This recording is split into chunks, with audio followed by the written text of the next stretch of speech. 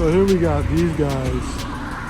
They're just basically sitting there, gas on, right? Gas is expensive as fuck.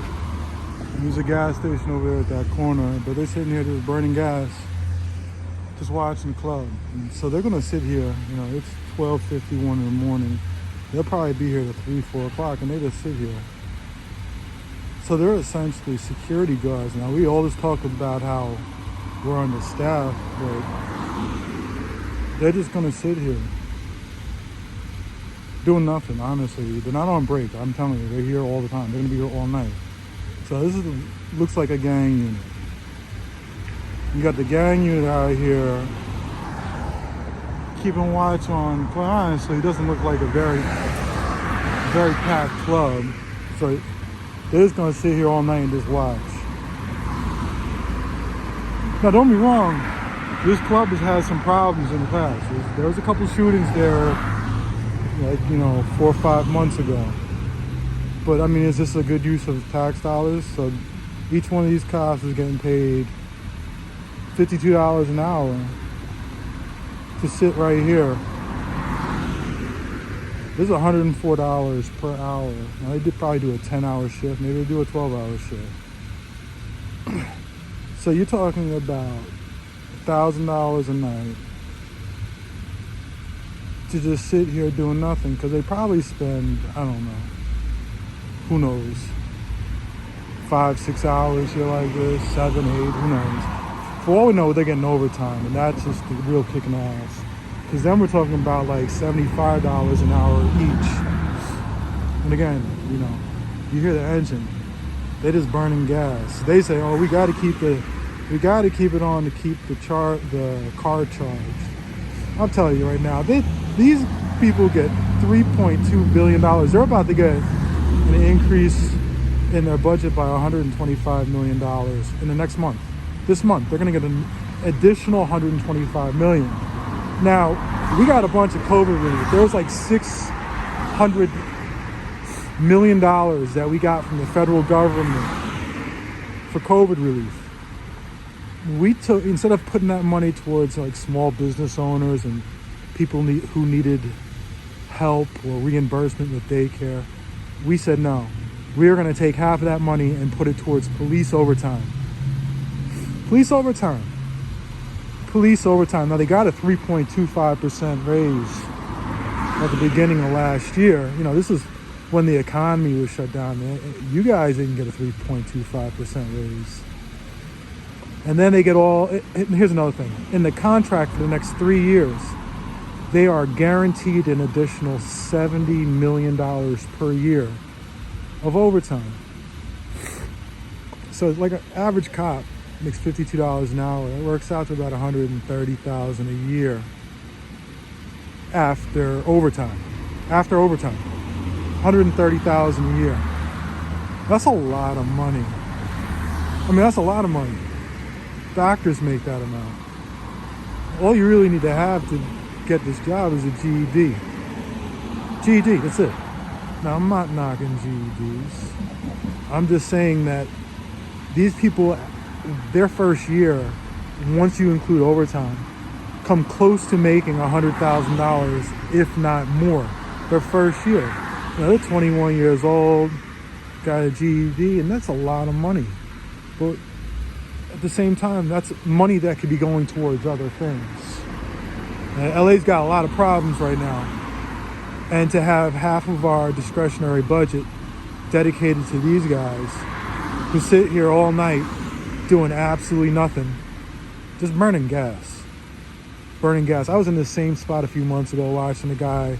I taped him for like 15 minutes just looking at the same exact TikTok over and over again. It was kind of crazy, quite honestly. But it just goes to show you, this is where our money's going.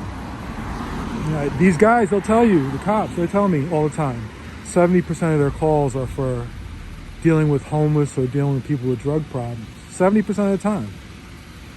They say they don't want to handle those. We don't want them handling those calls either. Why don't we get social workers and stuff to handle those calls and free these guys up to do other stuff? But at the same time, we're going to reduce their workload by 70%. And they're going to have to give back some money. because this is unsustainable. We can't just keep on giving these people more and more money. As I told you guys before, 94% of these guys, they don't even live in the city of LA.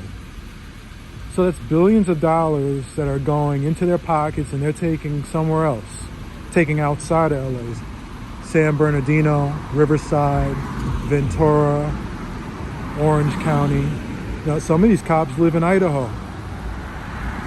Some live in Tennessee. It's incredible. You probably wonder, how do they do that? So what they do is they'll work 12-hour shifts and they'll work them 6 days in a row. But what they do is they start off the week with 4 days off. Then they work 3 days in a row. And then they begin the next week by working 3 days in a row. So it lines up 6 work days in a row working 12-hour shifts. That gives them 8 days off consecutively going into the next week. So they travel back home to Idaho, Texas, a bunch of them in Nevada. I think one lives in Florida. I know one lives in Tennessee, multiple in Idaho. They go back home, take that money someplace else. It flees here. We're spending our tax dollars on them. They take that money somewhere else, and we're subsidizing other places. Where we could be paying some of these social workers, or I always talk about it. This city, they need somebody to walk around and just clean shit up.